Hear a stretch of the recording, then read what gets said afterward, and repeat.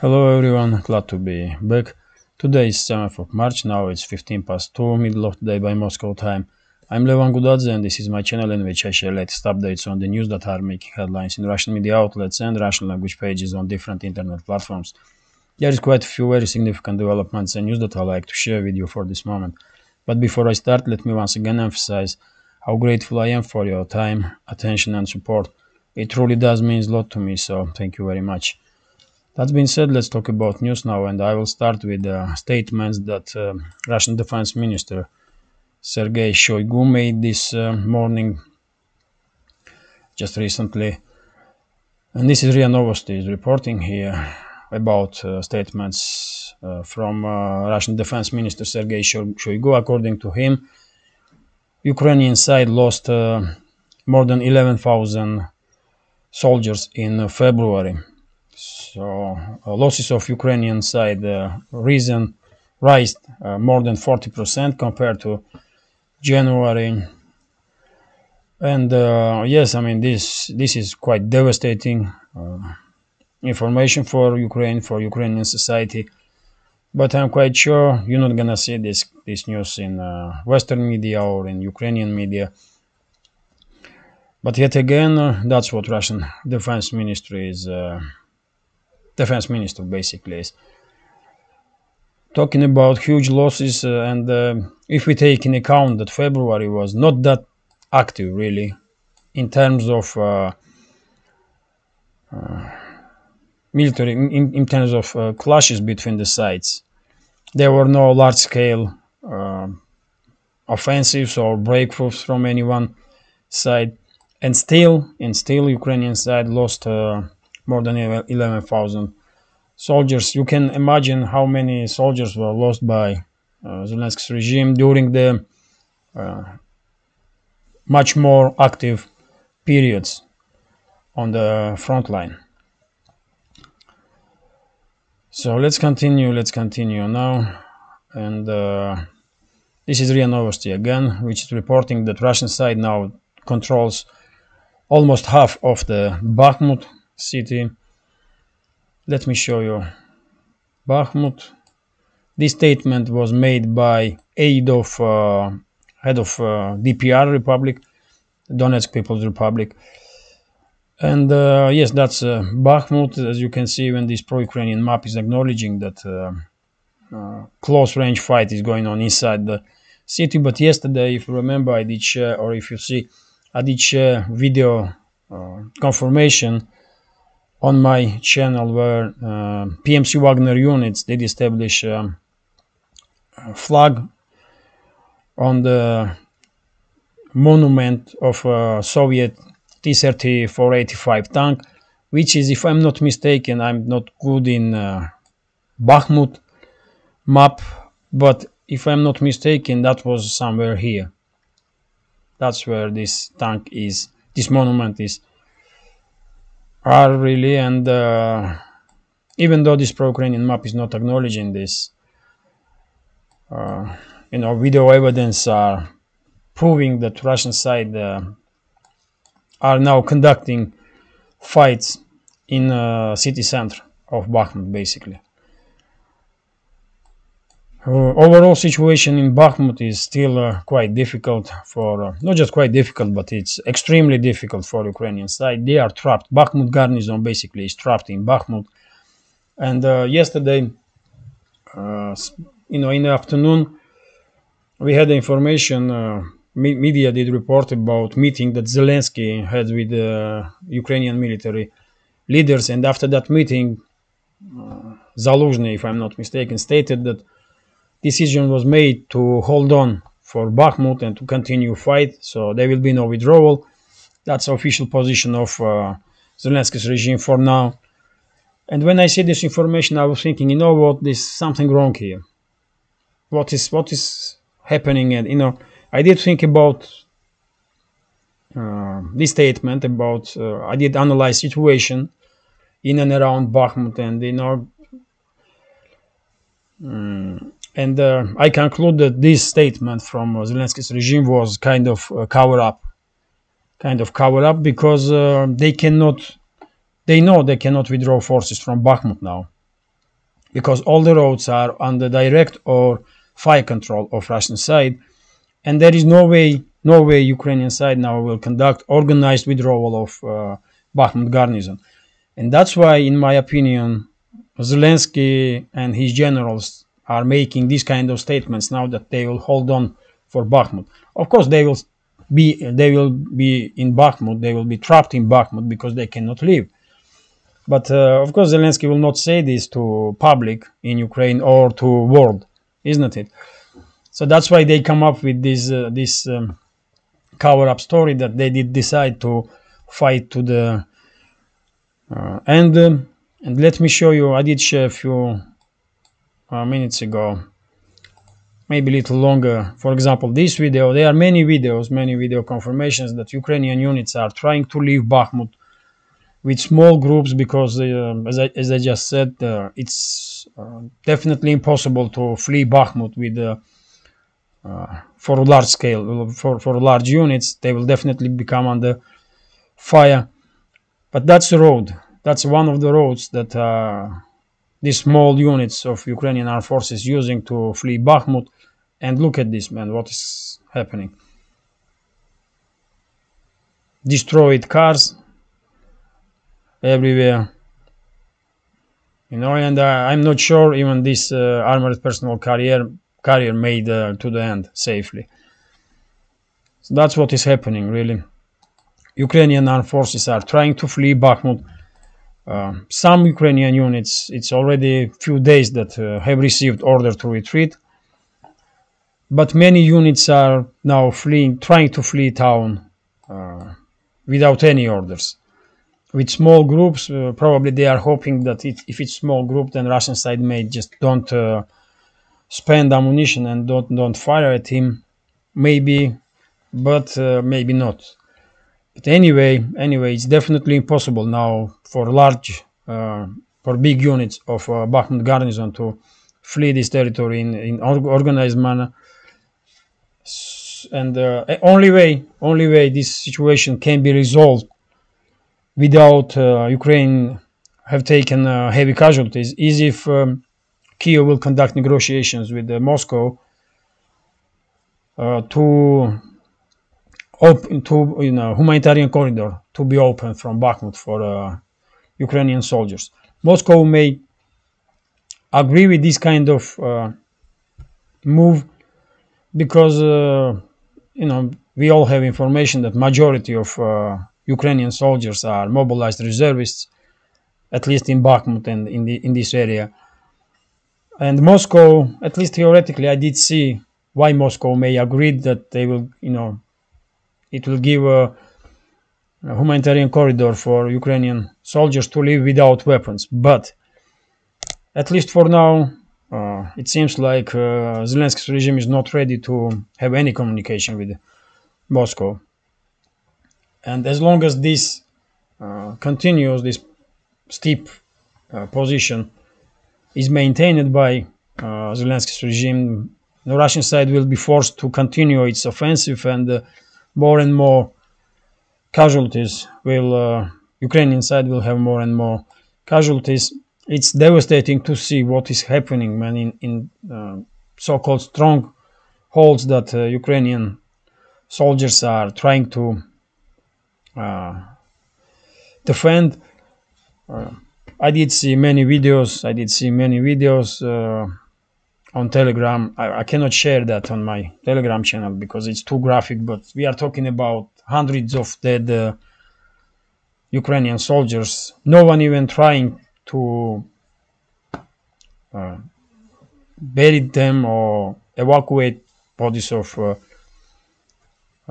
dead Ukrainian soldiers. It's just horrifying to see, man, what's going on there. But yet again,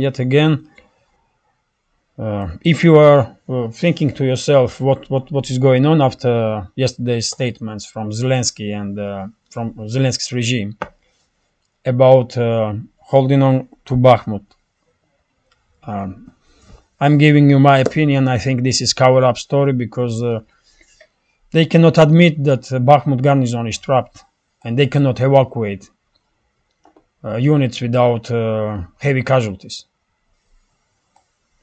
or without conducting negotiations with Moscow for a humanitarian corridor. And according to some sources in Bakhmut, now some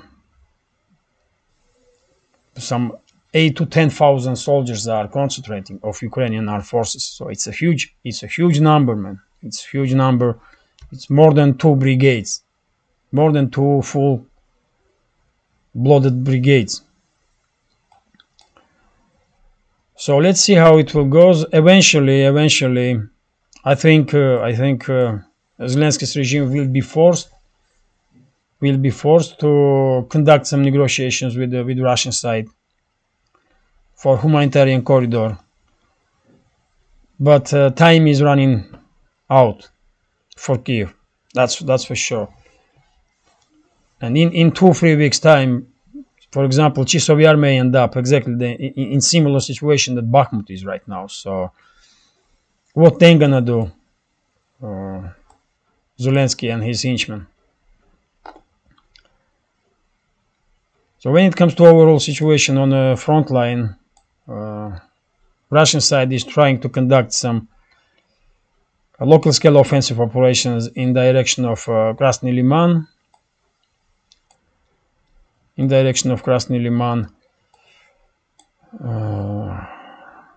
That's direction we are talking about, and then in direction of Yampol, but yet again to encircle Seversk. But I'm quite sure Russian side will be more or less passive in this direction until the situation with Bakhmut will resolve. And it will take some time, because if Zelensky's regime will not negotiate with Russian side for humanitarian corridor, and if PMC Wagner units will be forced to take control over the Bakhmut by force, then it will take probably at least 2-3 weeks for Wagner units, because, as I said, according to some sources, including official sources, in Bakhmut some 10,000 Ukrainian soldiers are concentrating, and even if majority of them are mobilized, it's a formidable force still, because they all have weapons, and it's gonna be no easy to take control over this town in a day or two. It will take some time for sure. Also, Russian side was very active in Donetsk direction. This is nowadays almost every day situation. Russian side pushing in direction of Avdiivka, Russian side pushing in direction of Marinka. We had information that Russian forces try to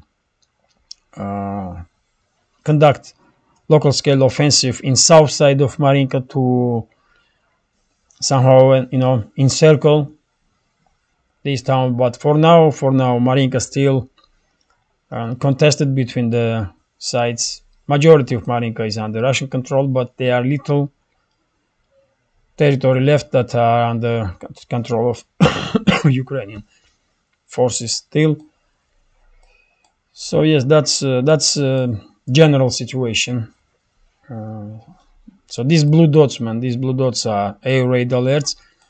Few hours ago, entire Ukraine territory was under air raid alert, but I did not see any reports about large-scale missile strikes from Russian side. So maybe MiG-31 fighter jets take off from Belarus, and as you know, MiG-31s are carrying Kinzhal hypersonic missiles, and whenever those jets are in air, entire Ukraine is under air alert. And probably you notice, because I'm talking about this topic, I will also say that probably you also note, as I did, that since Gerasimov, head of Russian General Staff, become commander of special military operation, a number of missile strikes from Russian side against Zelensky's logistics infrastructure, energy infrastructure, military infrastructure has decreased drastically really, because previous commander of special military operation, Surovikin was quite actively using missile strikes, as you know, to somehow slow down movements of Ukrainian armed forces. And missile strikes were basically conducted almost on a weekly basis.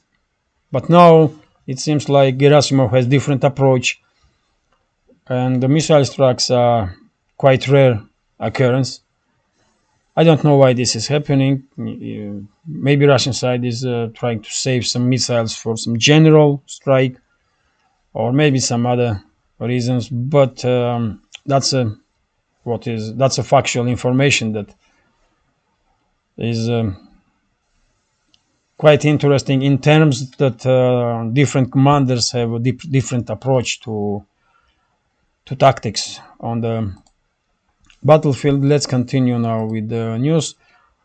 This is TASS news agency reporting about yet again statements that Shoigu made this morning, and according to this information here, Shoigu said that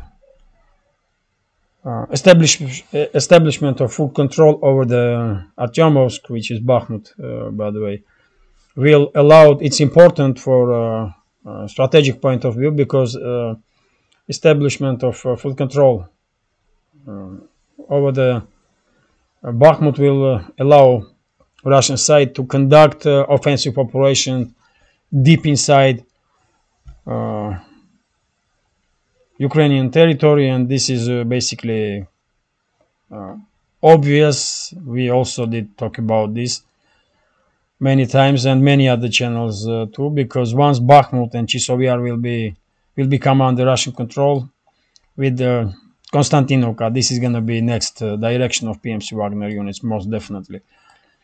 Then Russian side will concentrate its forces, its attention on Seversk, and once Seversk becomes under full Russian control, we will probably see pincer movement from Russian side, from south and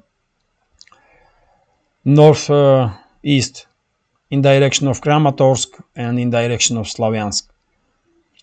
And once this defense line, Kramatorsk, Slavyansk, will fail and will become under full Russian control, there is basically nothing to stop Russian advances towards Dnieper, towards the Dnieper River and the Dnieper city itself, which is here. So yes, Ukrainian side is trying to downgrade importance of Bakhmut. They are in panic mode probably, because one day they are saying that Bakhmut means nothing. I mean, in terms of military tactics. Second day they are saying that they will fight for Bakhmut to the end. Then they have change of mind again, and it's impossible to listen to Ukrainian side really. But geography itself is showing how important Bakhmut is. Because after Bakhmut and Seversk become under Russian control, next stage will definitely be Kramatorsk and Slavyansk defense line. So let's continue with news. This is RIA Novosti's report about statements that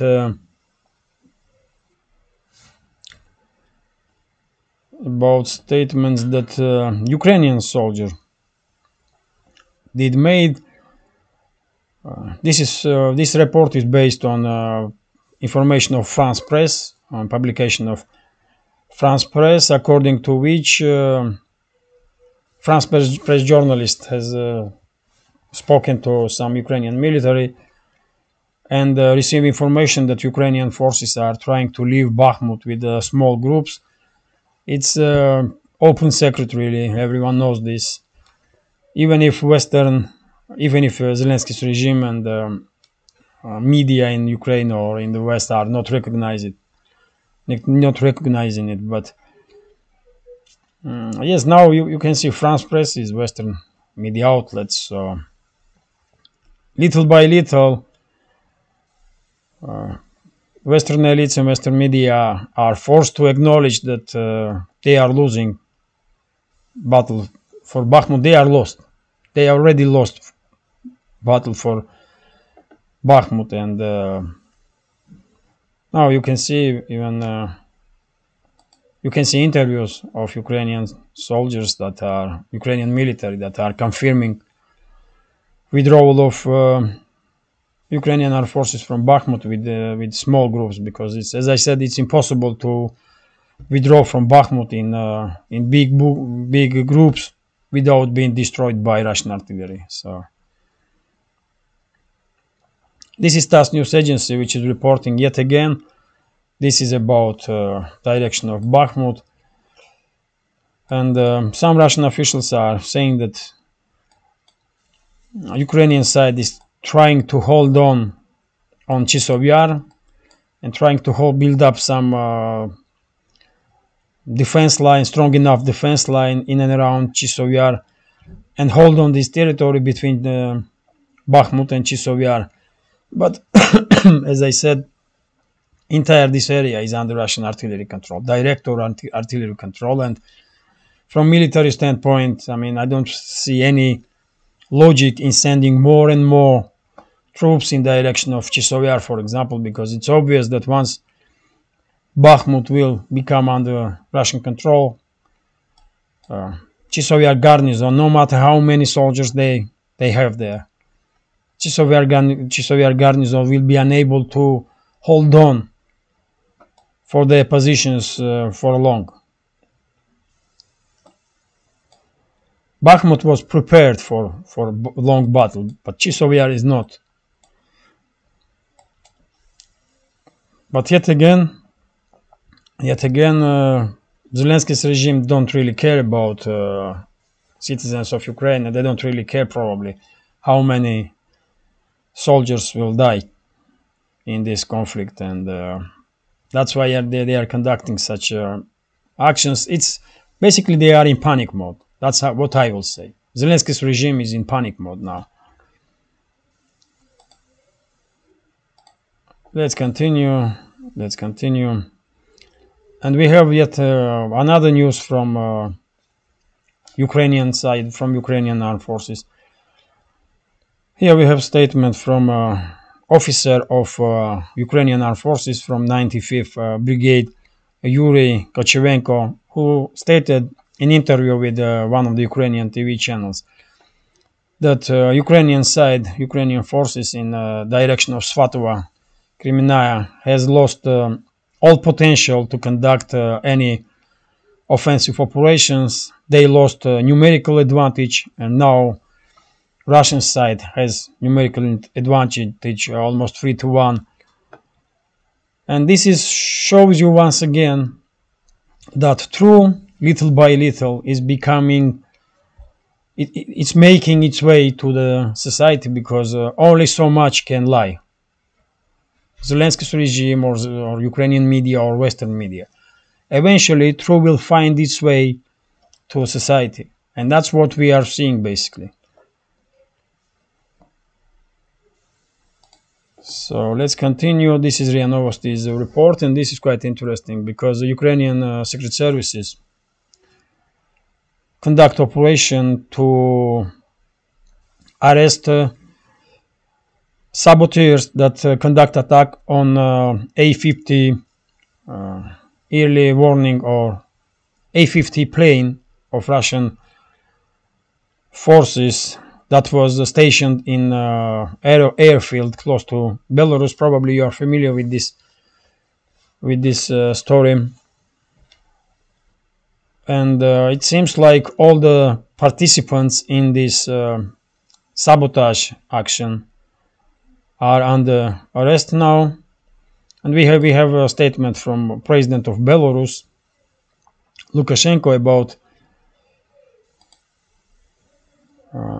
this matter. And he said that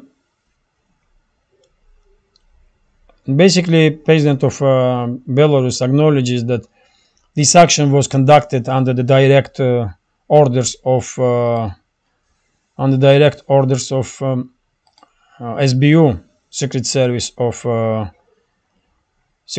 of Ukraine. And we also have statement from Lukashenko, who is saying that Ukraine is now actively trying to provoke Belarus because that's what USA wants. So according to Lukashenko, Ukraine wants provoke Belarus to enter in this conflict. And Zelensky's regime doing this under orders of USA.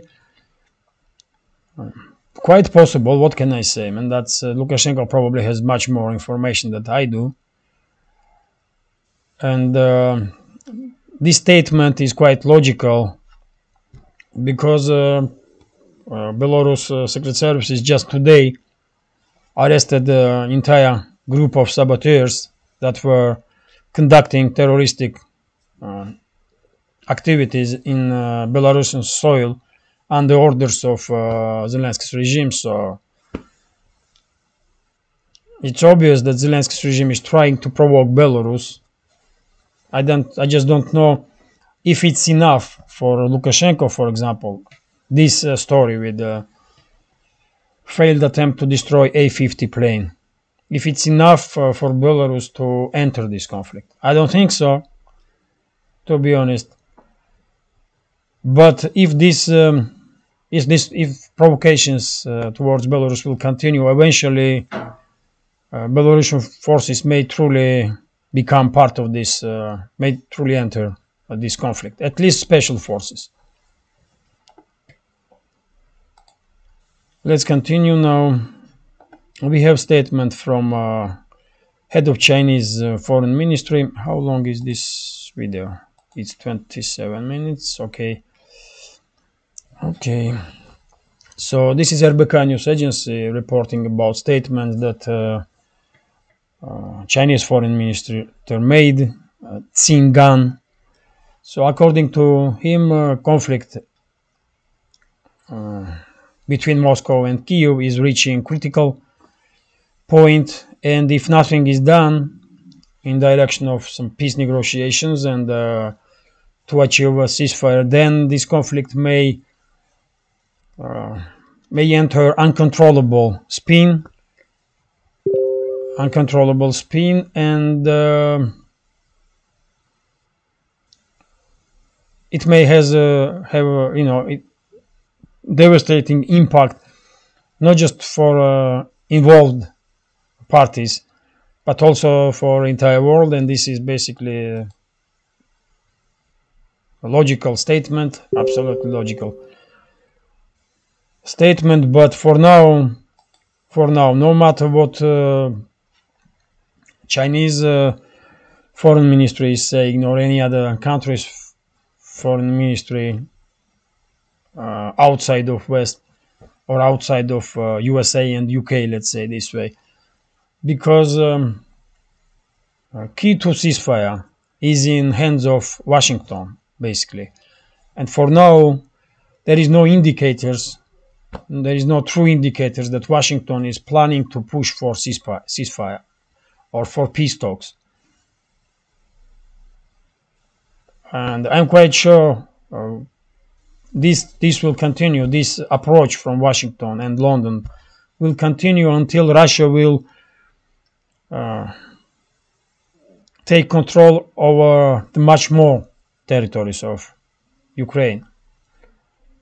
So, Russia have to force Ukraine and Western masters of Zelensky and his henchmen to begin negotiations. Now, Western elites are not ready. They will not even consider to begin talks about ceasefire and peace. So let's continue. This is about Georgia. This news, as you know, I did spoke yesterday about yet another attempt from Washington and U.S. Secret Services to destabilize Georgia and prepare ground for regime change to establish new regime in Georgia, new extreme anti-Russian regime in Georgia, and this story continues. Today we are also seeing that so-called opposition that are fully controlled by the U.S. Secret Services. These so-called opposition leaders yet again call their supporters to come to parliament, Georgian parliament, and they are trying to sabotage work of Georgian parliament, so that law about foreign agents will not be passed. Inside the parliament, situation is also quite critical, because MPs are now fighting between each other, not just verbally but physically also, as you can see on this picture here. But to prove my point that this is provocation from US, and entire this so-called opposition is basically puppets of US Secret Services and the State Department, I will share with you a statement from US Ambassador in Georgia, Kelly Degnan,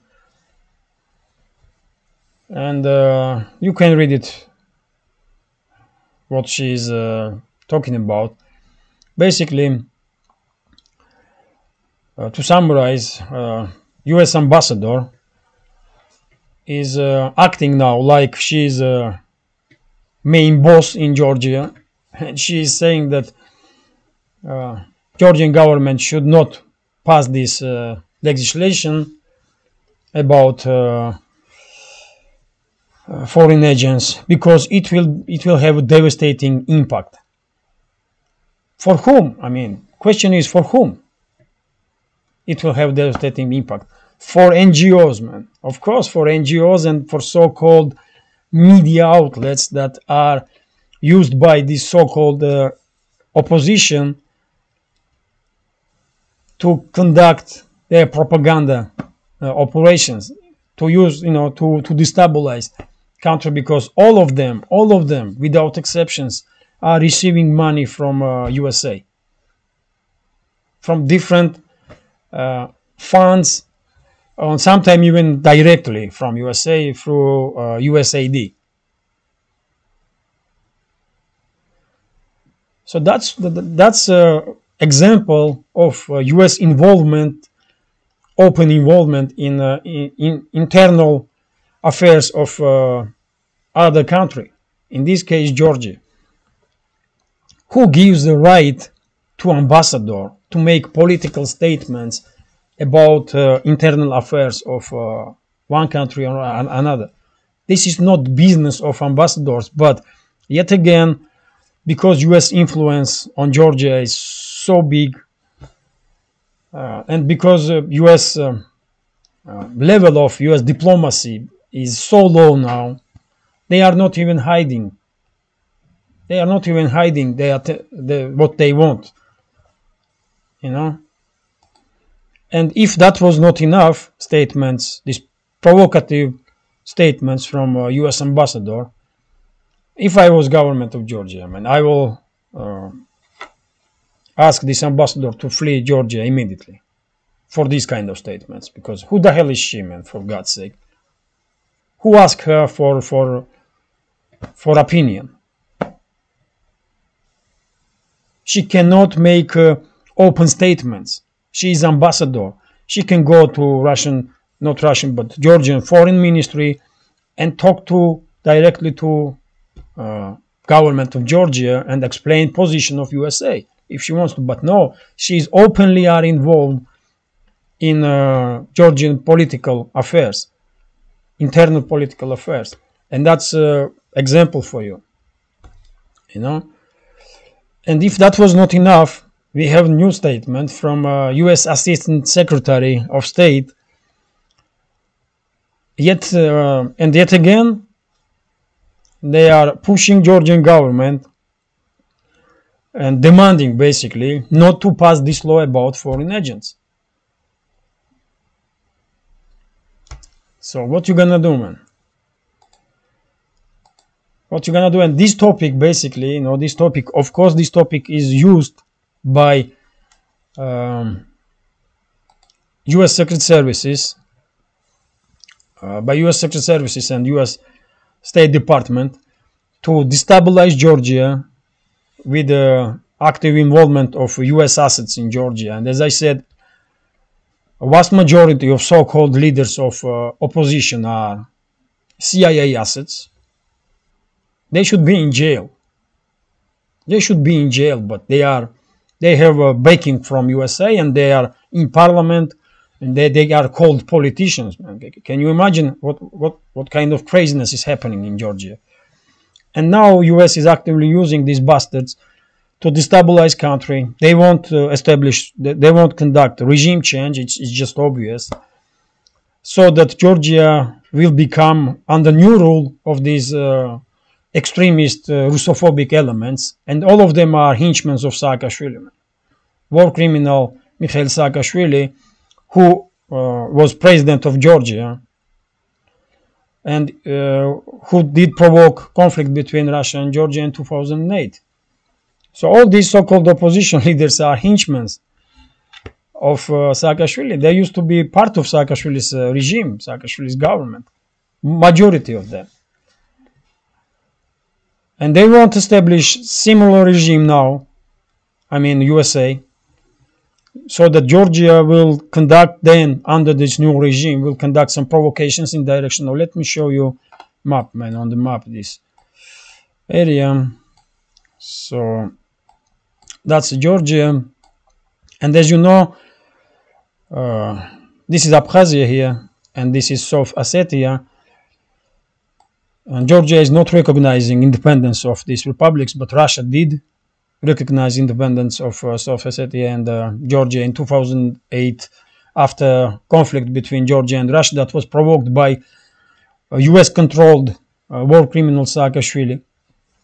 And now US want to put in power henchmen of Saakashvili so that they will conduct yet another provocation against Russia in direction of South Ossetia, in direction of Abkhazia, and that will become a second front from Russia. That's what US wants, really. They are trying to do provocations in Moldova, here.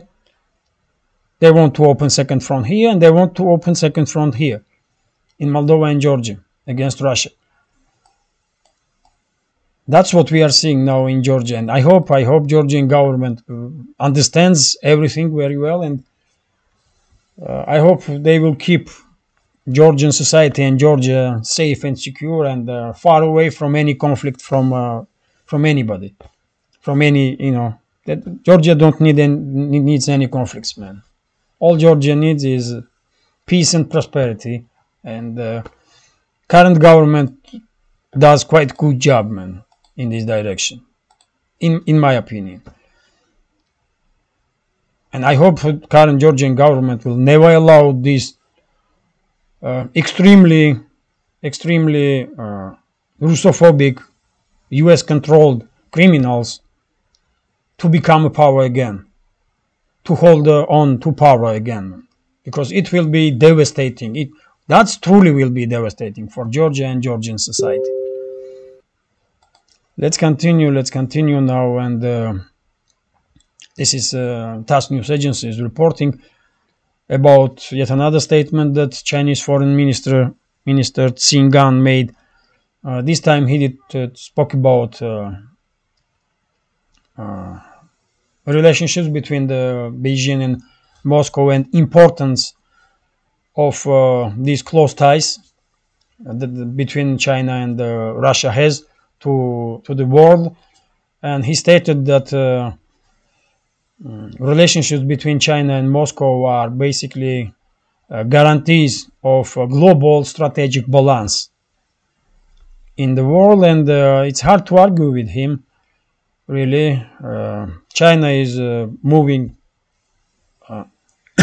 in direction of multipolar world.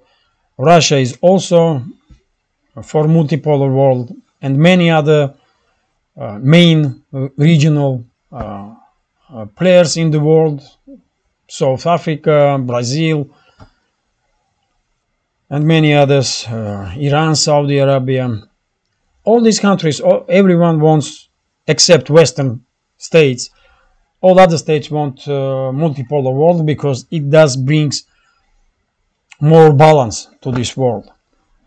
So in this sense, you cannot disagree with the statement, quite logical statement that Chinese foreign minister is making. But yet again, U.S. Western elites, under leadership of elites of Anglo-Saxons, I mean Washington and London,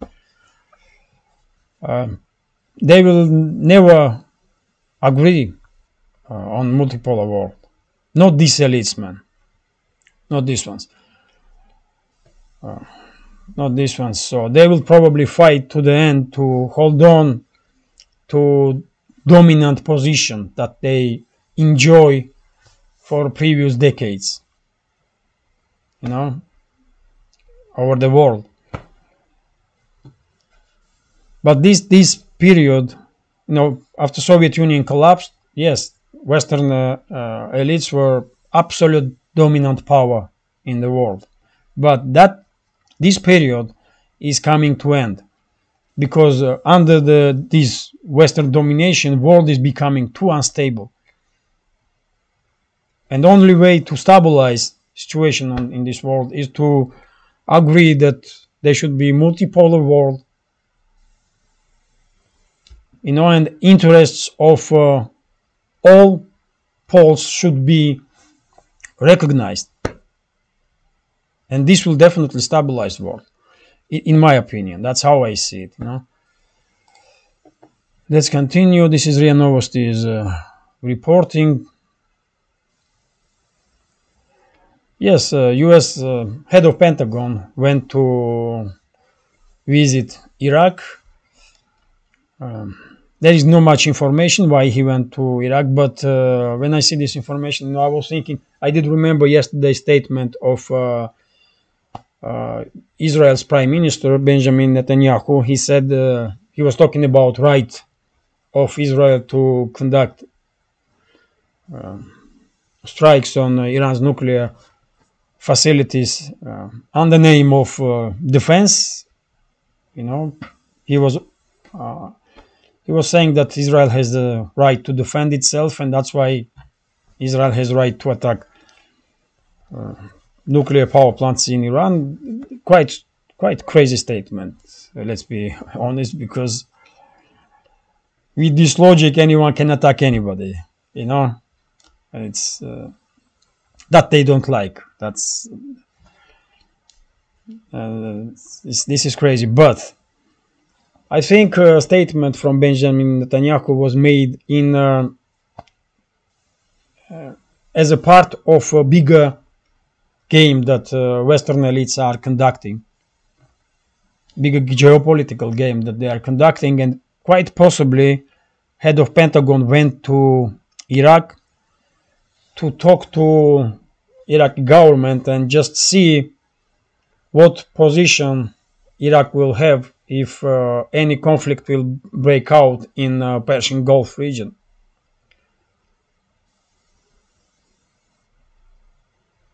So this visit of Head of Pentagon in Iraq may have some connection with the Netanyahu statements. Who knows, man? Who knows? But yet again, we will, we will see in near future, because officially there is not much information. Just the fact that what is his name, man? Lloyd Austin went to Iraq. Let's continue.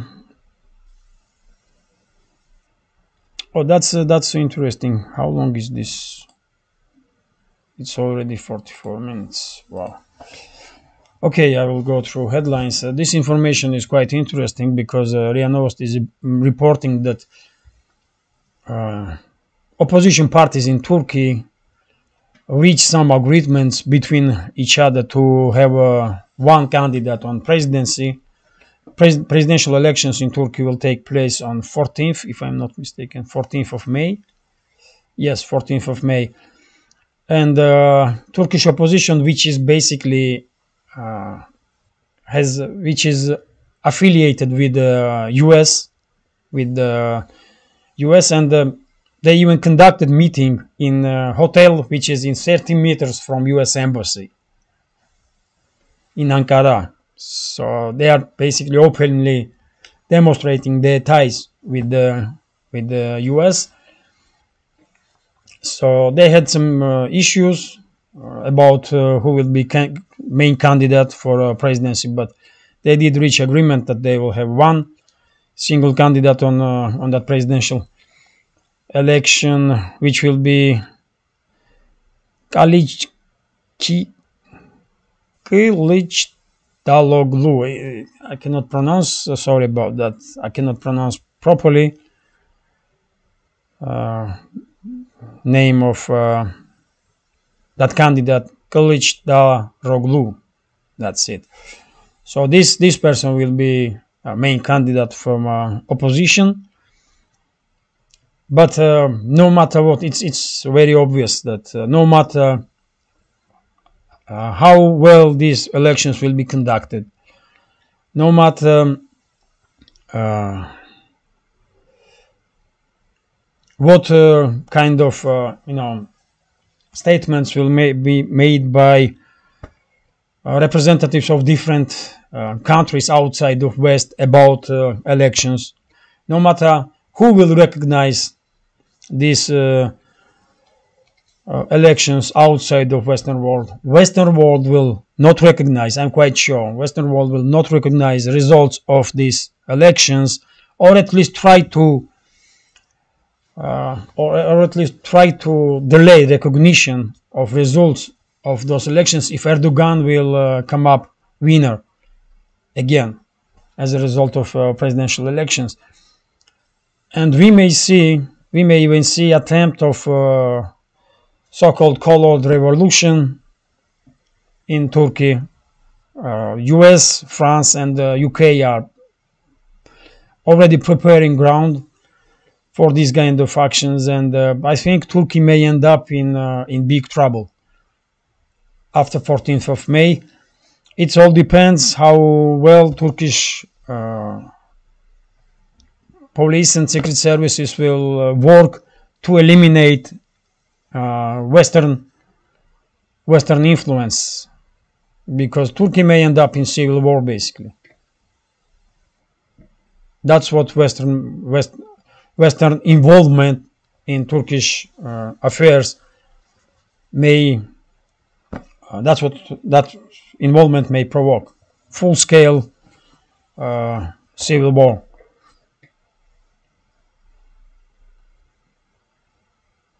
But no matter what, destabilization for Turkey is guaranteed for some time, because I don't think that opposition will recognize results of presidential elections if Erdogan will win. So that's why I think this is important. Turkey gonna become a hot point for next few months, for sure.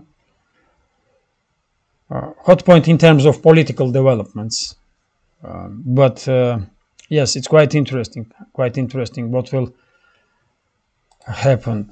Let's continue. This is a few more news, and that's it really.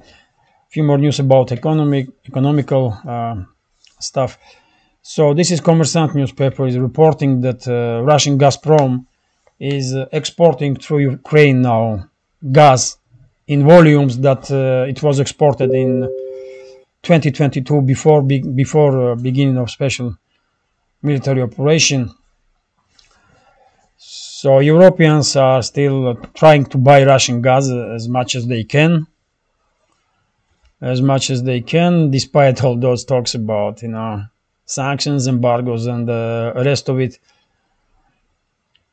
I just don't understand why Russia using this pipeline through Ukraine still, and why Russia pays Ukraine fees for transit of its gas. But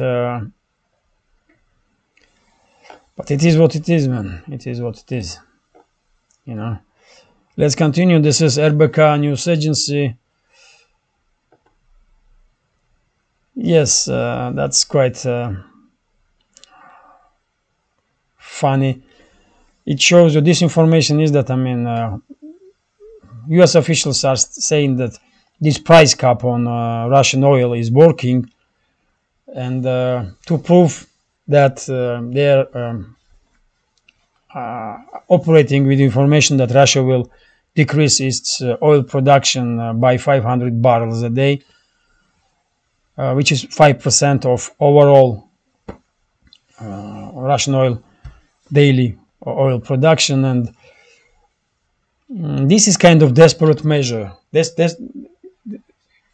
With these kind of statements, when I see these kind of statements from US or Western officials, I see in how much desperate situations they really are, because they don't really know what to do or what to say anymore, because probably they had some different expectations from all those like 11 or 12,000 sanctions. How many of those sanctions are already on Russia?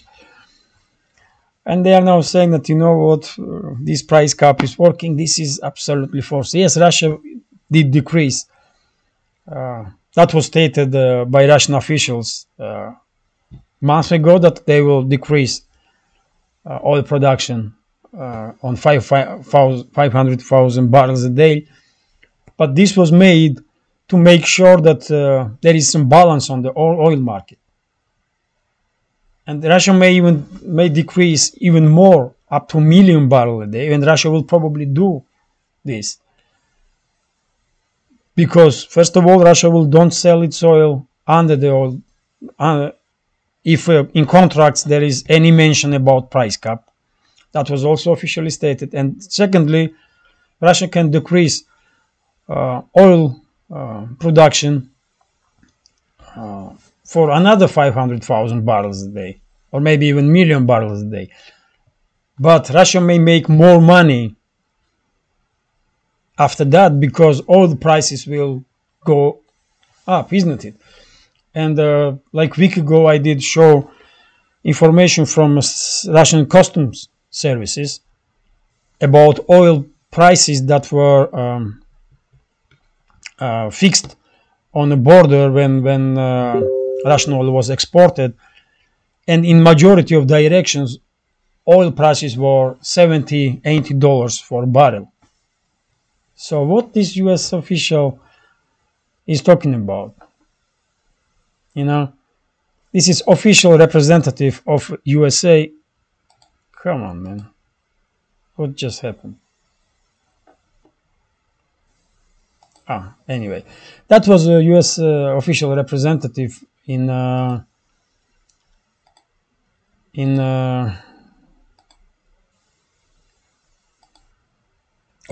energo sector. Let's continue now. So yes, as I said, man, it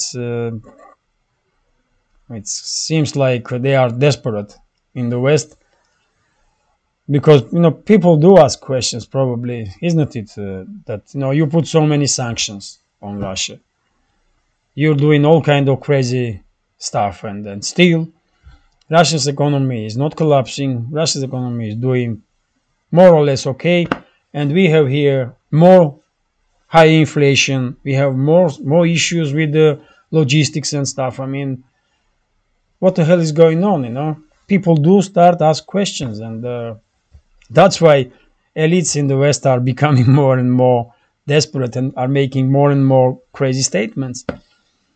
Let's continue. This is also interesting. So this is numbers for February about trade between USA and China, and trade between USA and China in January and February, that's 2 months period, decreased by 17.4% and reached 101 billion, basically, or you can say 102 billion. But we are seeing decrease in trade activity between China and USA in the first 2 months of this year. And same time, and this is not good this is not good, not for world economy really, because I mean we are talking about two main economies in this world, isn't it? So if China and USA are losing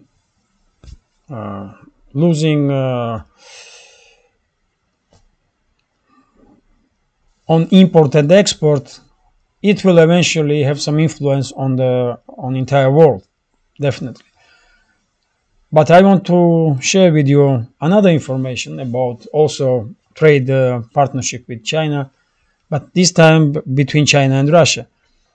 And we have information that in same period of time, first 2 months of this year, trade between China and Russia increased by 25.9% and reached 33 billion US dollars, which is, of course, if you compare to US, it's 3 times less, because US-China trade is 101 billion, and Russian and Chinese trade, even though numbers are increased on 25%, it's still 33 billion only. But it does give us indicators in which direction economies of countries are moving. So US elites, US government may hope that Russia will become isolated from rest of the world and Russian economy will collapse and the rest of it. But it seems like US is losing in trade with China, for example, when Russia is increasing its trade with China. So that's news. That's news for you. And I just see a few minutes ago, yes, that's it, information. This is updates that are in real time. And a few minutes ago, I did notice this information. So Russian side did shut down 2 Ukrainian planes in Kherson region, one Su-24 bomber and one Su-25 attack plane. So this is gonna be last news for today.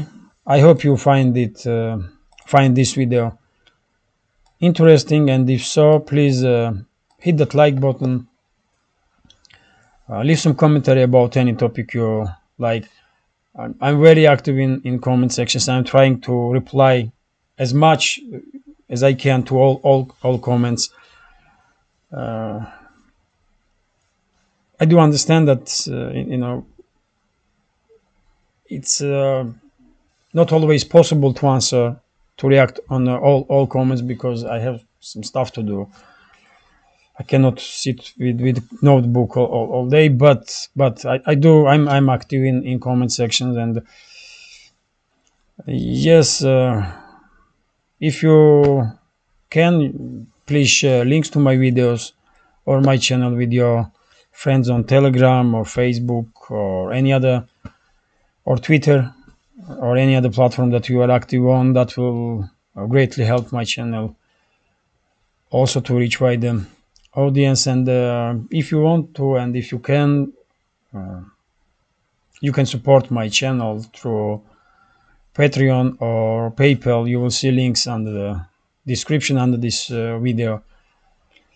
So yes, thank you very much for your time and attention. As I said, I hope video was interesting to you. And yes, this is it. Have a nice day and take care. See you soon.